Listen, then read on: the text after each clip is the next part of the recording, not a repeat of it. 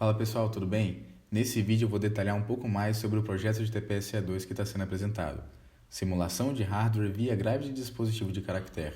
Em outras palavras, a integração de um Raspberry Pi Pico com o kernel Linux. Antes de eu dar mais detalhes sobre a implementação do projeto, eu quero contextualizar sobre o que é ele, seus objetivos, enfim, fazer um certo resumo de tudo que está lá no GitHub. Então, vamos lá.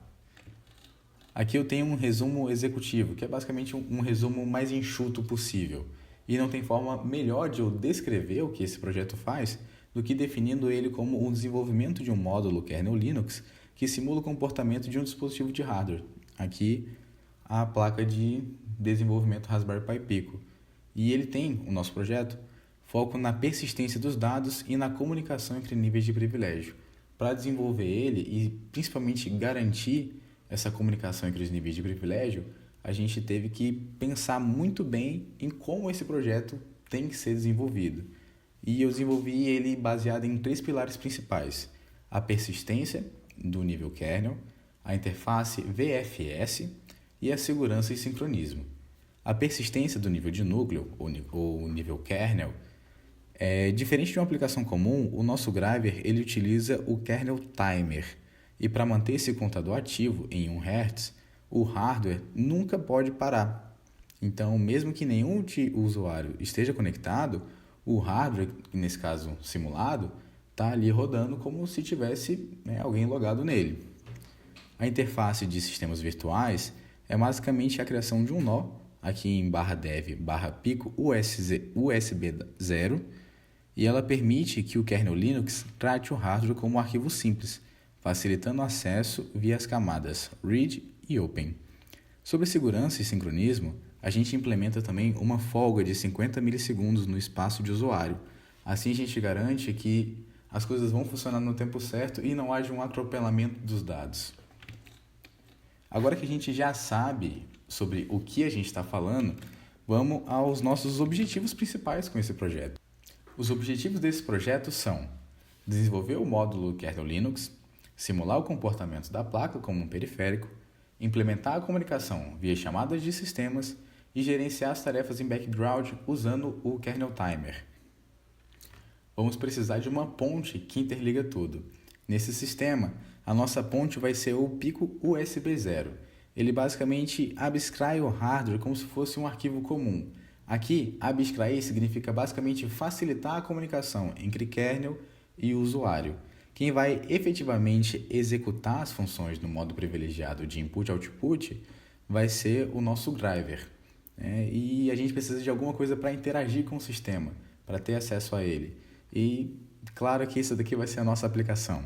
Lá no GitHub é o userapp.c e ele gerencia a infraestrutura e o loop de leitura. Você deve estar se perguntando agora como isso é possível. E basicamente é possível porque a gente divide o nosso programa em 3 principais áreas, que são o modo do usuário, o modo do sistema virtual e o modo do kernel. Por que é importante a gente ter essa divisão? Porque é assim que a gente garante a segurança. Veja, tem certas aplicações que não podem rodar em modo usuário porque existe o risco do sistema quebrar ou então acontecer alguma falha. Para exemplificar melhor isso, eu vou dar um exemplo. Imagina que você tem um escritório onde nós temos funcionários, um gerente e uma área de arquivos sigilosos.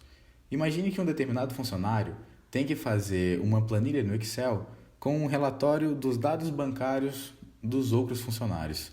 É meio perigoso que um funcionário tenha livre acesso a todos os dados bancários. Então, esse é um arquivo considerado sigiloso. Como o funcionário não tem acesso a ele, o que ele tem que fazer? Entrar em contato com o gerente e o gerente pega o arquivo sigiloso e entrega para o usuário.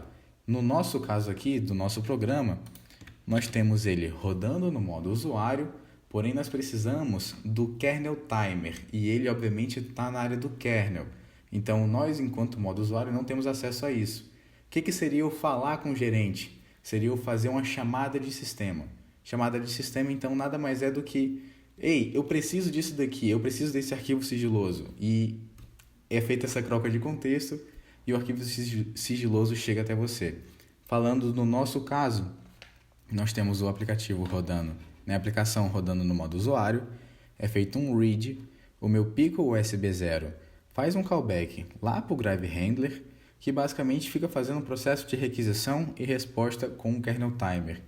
Então a gente tem um getData e um increment, getData e um increment, e assim fica atualizando até que a aplicação, enquanto a aplicação estiver ativa. De forma mais acadêmica, eu posso conceituar a minha chamada de sistema basicamente da seguinte forma. No Linux, o isolamento entre processos de hardware é garantido pela System Calls, ou seja, pelas chamadas de sistema. O dado viaja de um ambiente sem privilégio para o núcleo de forma segura, ou seja, eu consigo ter essa troca de informações núcleo e usuário de forma segura. Agora que a gente já entendeu um pouquinho sobre como isso é possível, a gente precisa falar das conexões e lógicas. Enquanto o timer incrementa o contador do kernel, a aplicação precisa de uma forma segura para ler esse valor. Essa leitura é feita pelo copy to user. Então aqui a gente também precisa de um mecanismo de transferência. Como é que isso funciona?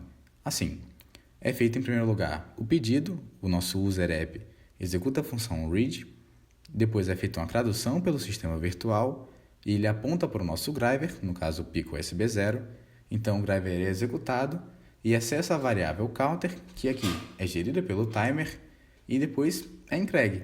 A função copy to user cruza a fronteira de memória e entrega o dado até a aplicação. A lógica do timer é implementada da seguinte forma, Em primeiro lugar, é importante a gente entender que aqui é a lógica implementada da persistência. O hardware simulado, ele executa em contexto de interrupção de software. Então, basicamente, nós temos uma função, o timer callback, e ela simula a incrementação de um clock interno e armazena isso dentro da minha variável counter. Em segundo lugar, nós temos o mod timer, que é uma função responsável por reorganizar o tempo. Então, na prática, o que ele faz é converter isso para segundos. O clock funciona da seguinte forma. A cada X tempo, eu tenho uma mudança de 0 para 1 e depois de 1 para 0. Esse X de um ponto alto até o meu outro ponto alto é chamado de período. A cada X tempo acontece tal coisa, então a cada período acontece tal coisa. Aqui para o nosso projeto funcionar é importante que o período seja igual a 1. E é justamente por isso que a gente pode dizer que existe uma certa simulação do hardware, porque a frequência é mantida sempre em 1 Hz, ou seja, um incremento por segundo. E existe também a persistência. O contador não para enquanto a aplicação fecha. Isso prova que o driver é um processo do sistema e não somente da aplicação. Tudo que eu expliquei agora está disponível no repositório do GitHub. O link dele está aqui abaixo na descrição. Eu vou aproveitar que eu já estou aqui e vou copiar a URL do nosso repositório. Isso vai ser útil já quando eu for executar o programa. O README foi escrito com bastante carinho e ele é um ótimo material de apoio para acompanhar durante o projeto. Então, vamos para o código. Aqui com o VS Code aberto, a gente tem que, em primeiro lugar, você deve ter o Git configurado.